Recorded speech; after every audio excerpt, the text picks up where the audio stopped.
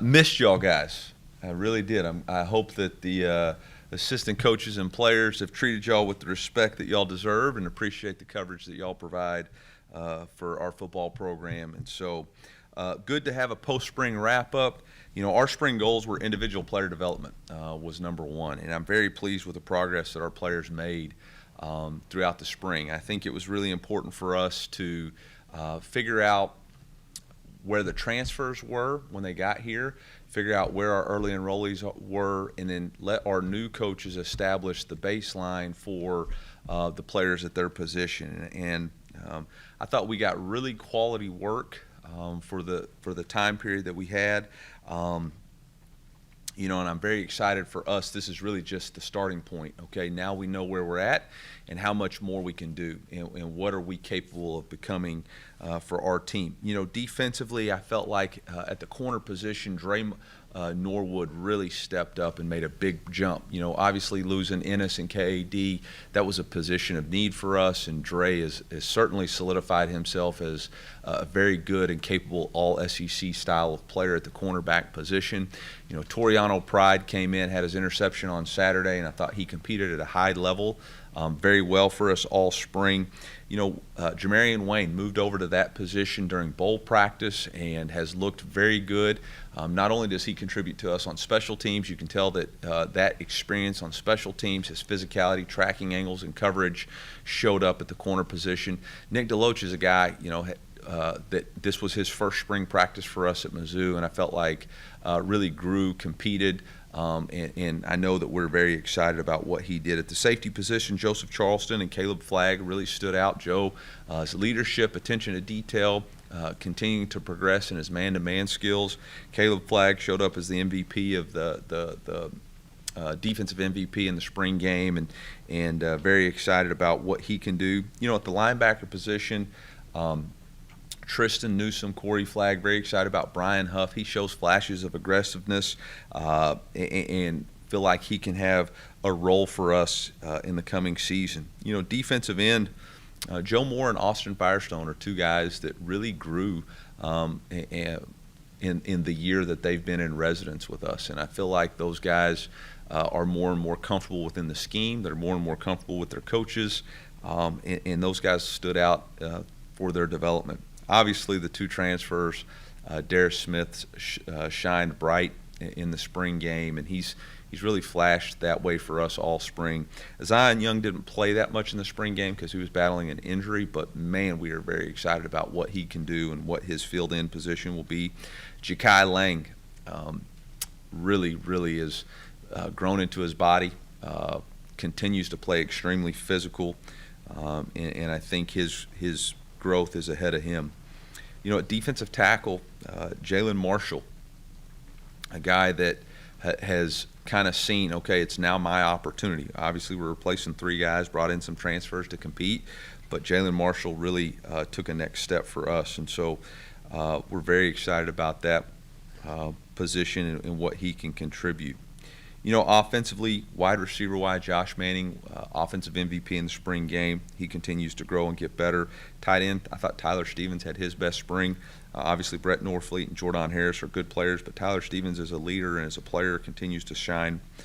Offensive line, you know, I thought Mitch Walters, a guy who has played a lot of football for us, continues to find ways to contribute to our team and develop and improve.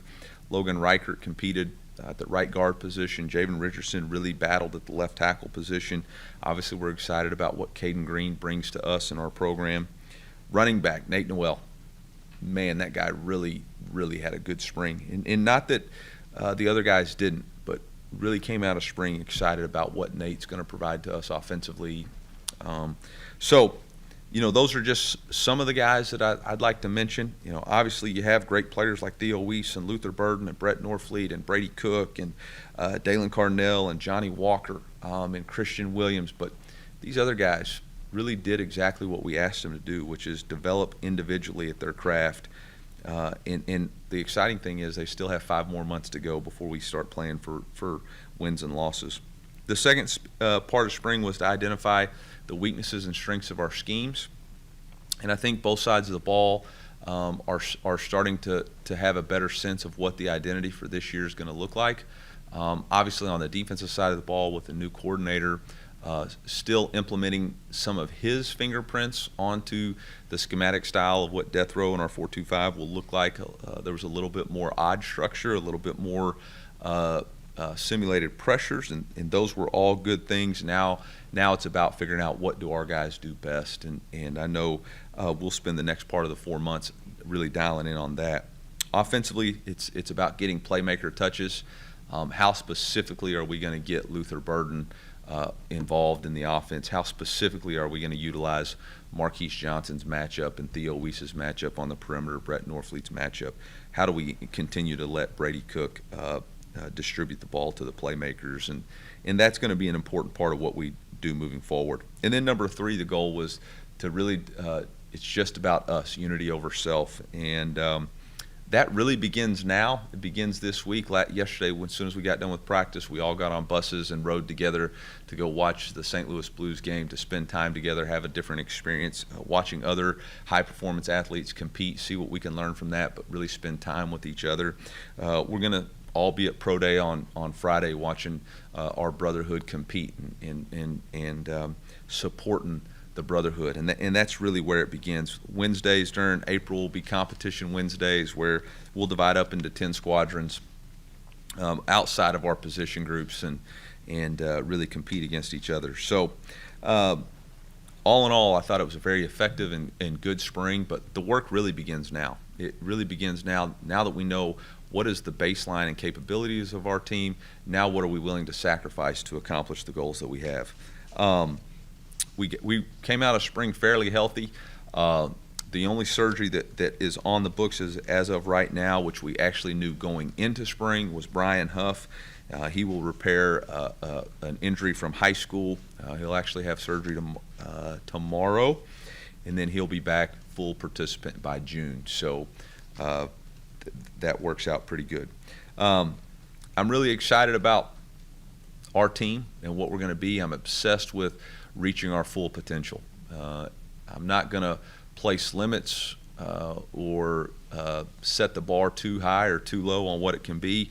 I just know that we have a bright future and a big-time potential ahead of us, and need everybody, all of our fans, invested in our program at a high level for us to achieve what we want to achieve this year. As far as one other thing, I would like to just make an announcement, or not an announcement, but just Pro Day is Friday for us, and we'll have 16 players participating in Pro Day. Obviously, the 8 that were at the Combine and other 8. Very excited for these guys. I know they've worked really hard to get this opportunity, and look forward to utilizing the Stevens Family Indoor on Friday to give these guys the best opportunity for them to achieve their dream of playing at the next level. So with that, I'll open it up for questions. Eli, there was a time you came out of spring football and knew exactly basically what your team was going to look like when it came back 4 months from now. That's obviously been different here with the last few years. Does that change anything about the way you have to go about spring football at all? Yeah, I think it changes the mindset of what spring is, and it's also an understanding that, once you've identified what your roster is coming out of spring, how do you reinforce your strength? How do you reinforce your strengths, and how do you figure out how to strengthen your weaknesses, right? And obviously, there is going to be another portal coming up, and we will be active in that portal time. Looking to see if there's something that makes sense for us to improve our football team. And I think that's just being a good steward of the University of Missouri football program. You want to utilize whatever the rules or system in place to maximize your advantage competitively. And so we'll utilize the portal as a competitive advantage for us. We're under scholarship, so we're not at a full 85. So we'll be active, and number one core value of University of Missouri football is always compete. The day we quit competing is the day we've accepted mediocrity. We will never do that as long as I'm the head football coach. Every single player knows every day you got to be better today than you were yesterday, and that's an always compete mindset. So none of us are afraid of competition, and we'll be looking to add competition or add pieces that are available. Any specific area, or is it see what's out there? Well, we've already had one addition, that was committed to us just because of injury that occurred to Sam Horn. So very excited about that. I think that's going to be huge for us to be able to add that position of need. And there's some other ones that are out there. I don't see any just glaring weaknesses on our roster, but I always see opportunities for us to improve. Eli, when you talk about creating that culture and kind of reinstilling that just about us mindset, just what's the process like of getting players to actually buy into it? I think all of us at the University of Missouri have a certain level of chip on our shoulder. I think we kind of look for that in the recruiting process, and so I don't think it's hard to buy into that. I think what it's ultimately, this day and age, it's about choosing unity over self, and understanding that it's about the team. And while we absolutely embrace every player's individuality, we're gonna make sure that the brotherhood's more important than anything else, and so I think that's easy to do for us. You mentioned Mitchell Walters there. He played quite a bit in 2022. Yeah. What's different about him now than back then? I think he's gotten stronger. He's better technique-wise. He's better fundamentally.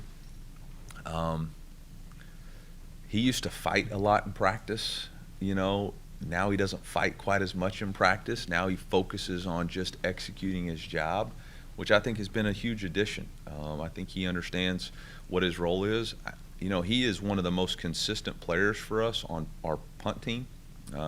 If they gave out awards for all Shield team, he would have been on it, him and Drake Heismeyer last year. But, there's just a security blanket knowing that Mitch Walters can play a lot of different positions at the line of scrimmage, but also the leadership that he presents to our team, because he's consistent every day in how he approaches his opportunity here.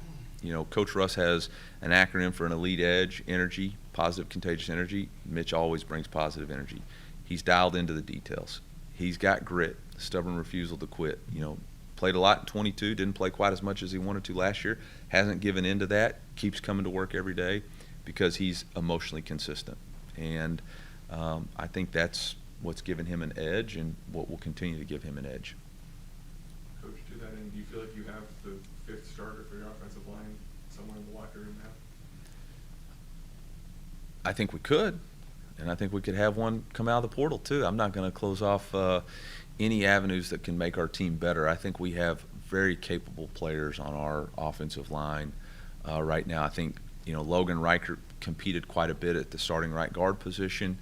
There were times where we moved Caden Green into left guard and let Javen take the snaps at starting left tackle. Mitch Walters has played guard in the past. So I think there's all kinds of different opportunities that could present themselves. And now it's just about getting those five guys to act as one. That's really the thing that we're going to need to see. At this time last year, I didn't have an offensive line coach. Okay? Y'all remember that? Day before the spring game, after spring break, we announced the new offensive line coach, and Brandon took a unit, formed it into a cohesive unit that was a semifinalist for the Joe Moore Award, and obviously probably the most improved unit on our football team. So where we're at now is not where we're going to be at the start of the season, and that's really for every position on our team. Where we're at now is just where we're at right now, and where we're going to be in 5 months is what I'm really, really excited about. So whether that's one of the guys in the room or is there, potential to add somebody, yeah, there's always that potential. Having a spring where you got all the coaches in the building. Hopefully. I don't want to count my chickens before they hatch. And you basically say it's the best player available situation in the portal. How does that kind of change your job going into the offseason as far as things you have to do? Is it less on your plate, or is it just you can focus on different things now? To me, it's everything's still on your plate because you have to be reactive to whatever situation can occur. I think for me right now, it's about focusing on putting my attention on what is important to us today. right? What are the fires that we have to put out today? And if there's no fires today, how do we continue to aggressively pursue our vision for playing for championships? And right now that's about understanding what we're capable of, but more importantly, what are we willing to do in order to reach our capabilities. You said on an interview last night with Josh, you were talking about having to learn specific parts of every different job, right? How every place is different. Yeah. I'm curious if you can explain kind of what you had to learn about here and any specifics, and how long do you feel like it took you to embrace what's different about here than maybe some other places? Yeah, Not embrace, but- yeah, well, no, you have to embrace for sure. I think that's a great question. I think really when I look back at that, it's really, I tried to take the blueprint of what was successful for me at Appalachian State and apply it to the University of Missouri, and that didn't work because it's different places, there was a different culture in place, there was a different set of realities that were in place, there were different players in the locker room, different mentalities of what football was. And so it took me a little bit of time to realize that oh wait, what I did there, the way I communicated, the way I acted, the way we led there isn't exactly the same way of how it's going to fit here. As far as some of the realities of Mizzou that I had to embrace, obviously I knew, and was stated even in my opening press conferences, I knew we had to recruit the state of Missouri better than we ever have. And I tried to do that and still try to do that to this, even being in St. Louis yesterday, embracing the past with Coach Pinkel and understanding his significance to our program and even the past players that are significant to our program. I think we've done a really good job of that. But understanding different dynamics. There is a different dynamic to the University of Missouri with sharing the state with professional sports teams, and how do we win from within first? How do we win within the first 100 miles of Columbia to get our fans in the stands first, and then how do we go and attract the fans from St. Louis and Kansas City and Springfield and the Boot Hill, and understanding that there's really 7 different geographic regions in the state of Missouri. It's really not, there's 7 unique places in this state, and they're all different. You have to reach each one in a little bit different manner. Understanding that rural Missouri is really the spirit of Missouri. Understanding that you can't lump Kansas City and St. Louis into one. They're 2 distinctly different places and have a little bit of a sibling rivalry with each other, and that's part of it. I have a little bit of a sibling rivalry with my siblings. So, but how do we all come together to unite to represent this state in a real way? And I think when we won the Cotton Bowl, and whether you fly out of Kansas City right now, or you fly out of St. Louis, or you fly out of Columbia, every one of the shops has Missouri gear, and that hasn't always been the case when I've been here. And so that signals to me progress in what we're trying to accomplish. Pride in our state, pride in the state university, pride in the flagship football program. So just learning those different things. Those are different nuances that you just don't know when you step foot into the ground. You step foot here, you think, oh shoot, we're just going to win. It's hard to win. It takes a lot of things to come together. It takes a lot of people working together, and slowly but surely we're doing that. We had a saying all spring, little by little, little becomes a lot. I feel like that's kind of, it resonates with me because there were daily battles that we had to win that have, little by little, you start looking back and you say, okay, it's coming together in a big way now. Given that amount of progress you feel like you've made in the last 4 years, how much more is there to make, and what's the next step look like? Yeah, you're never satisfied with where you're at. You're always looking for the future.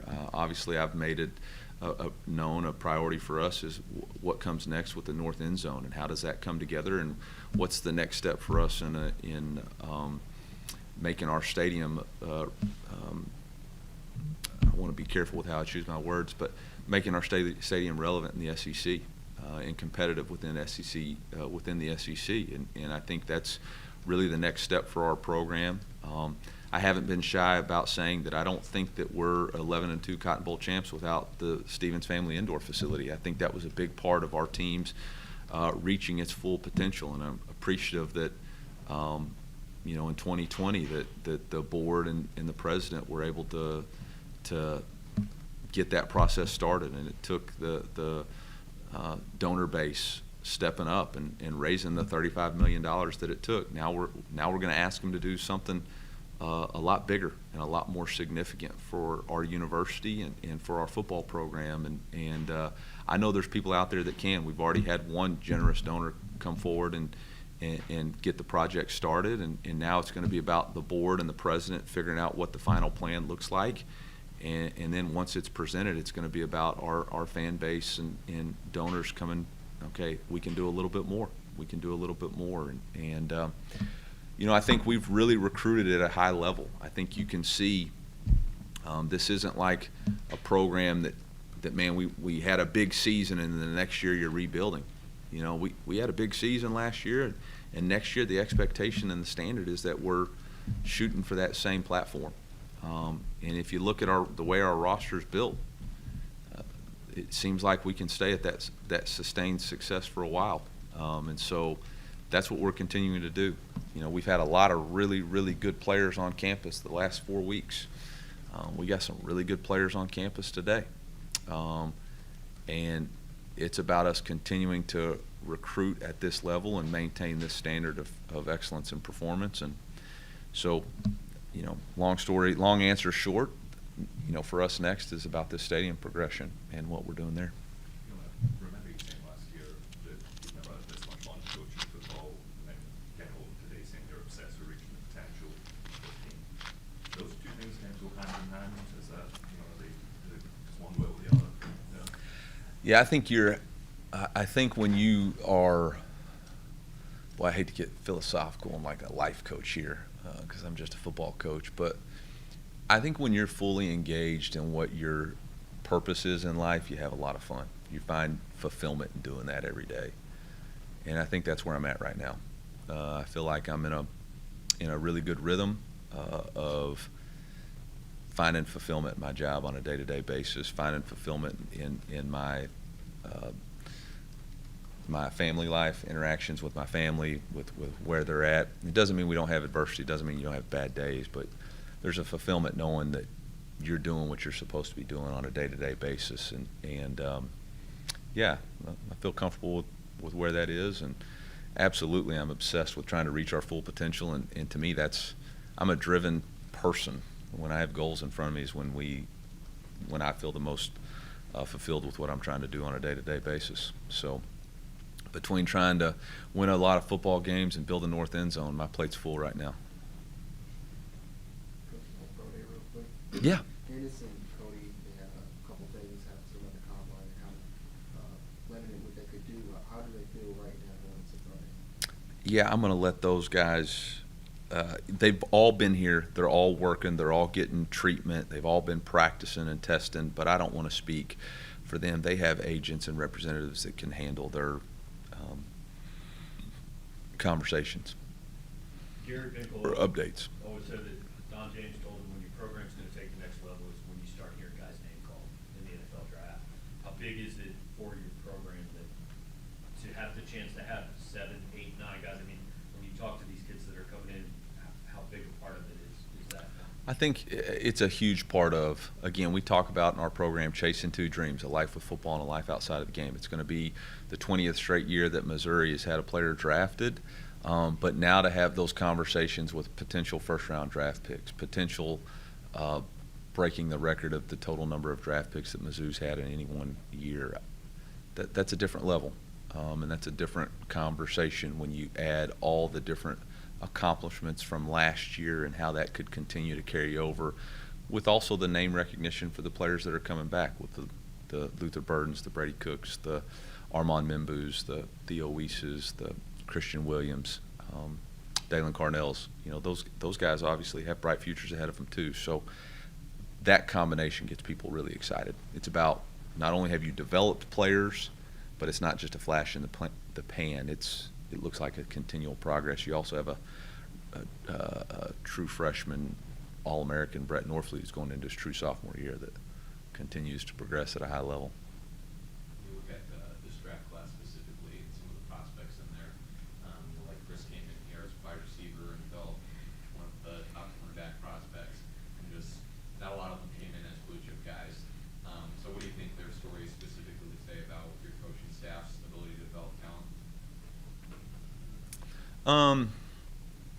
Yeah, obviously that will be the spin on it, is that obviously that we're a developmental program, and that obviously Coach Russell, I think, is instrumental in our success as an organization and as a program. What he does, not only from a mental performance training, but from an athletic performance training, cannot be undersold. I mean, Ryan Russell is the foundation of this program, and I think he deserves all the credit in the world.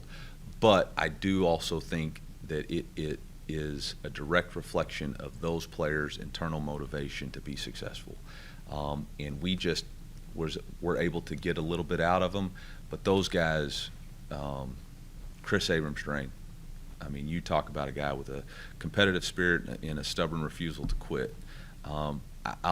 Obviously, one of my first viral moments here was Ennis Rakestraw committing and going crazy. And if you look back at all the different comments that people made about my reaction and 3-star this and blah, blah, blah, blah, blah, to see what Ennis Rakestraw has become, you'd like to go back and just tag tweet every one of them, right? But you don't. Darius Robinson, Tyron Hopper, Cody Schrader,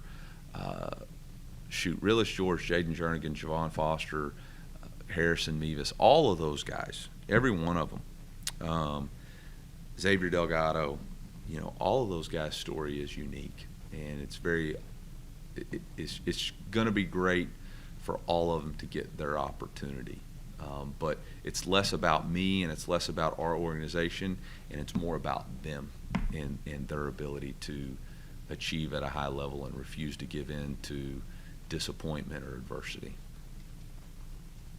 Coach, with this proposed June signing day that's been floated out there, seeing some high school coaches going against that. I know you've talked about how flawed December is for college coaches. Just what's kind of the view as a college coach of that particular issue?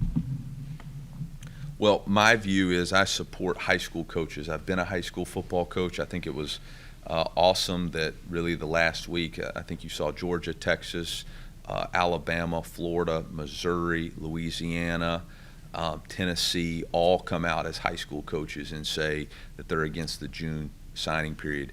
Again, don't we need to ask the people that it directly affects the most what their opinion is before we make decisions? And the high school coaches have spoken. I think it would be irresponsible for us to do something that directly counters what those organizations say. I personally think that for the same reasons that the Missouri High School Football Association said, I think it moves up the calendar too quickly.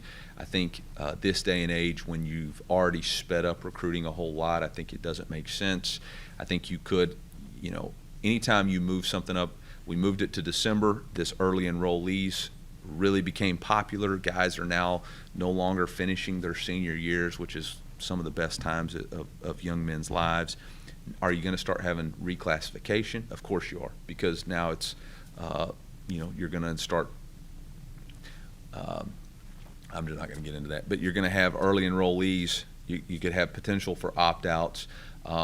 There's obviously going to be coaching changes and decision changes, so you're going to have somebody committed, then they're going to have to get out of NLIs, and then it just opens up a whole new can of worms. So for me, the proposal that was submitted by the SEC, I think, makes the most sense, which is just to move the December signing to the first Wednesday in December, create December as a dead period for recruiting, which then will allow the players will enter the transfer portal, but there won't be this necessity to go travel to see all these places because it's dead. So then they'll get to go in January once the seasons are completed.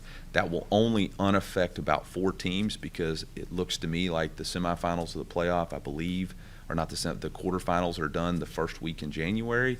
And so really there's only 4 teams that are continuing to play. And so everybody's seasons will have concluded by teams when teams are starting to lose people to travel. So I think that makes the most sense. You've created some space. You've created an opportunity for people to finish their seasons and focus on their teams. And it still allows, if somebody doesn't want to sign in December, that they still have the February signing date.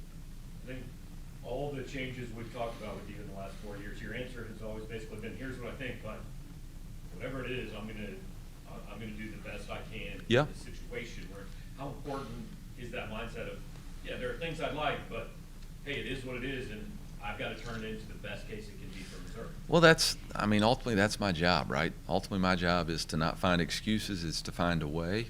And that's always been my mindset. That's going to be the people that we hire in this organization's mindset is whatever it takes and whatever we're going to find a way. So, first season here, we had COVID, we found a way.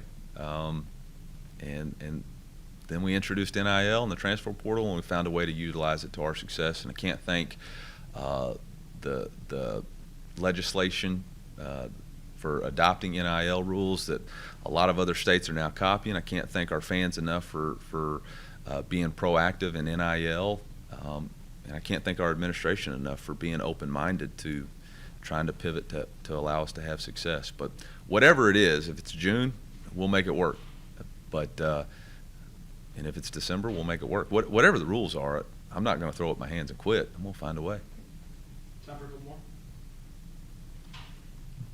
That's it. Thank you all. Y'all aren't seeing me again for a while.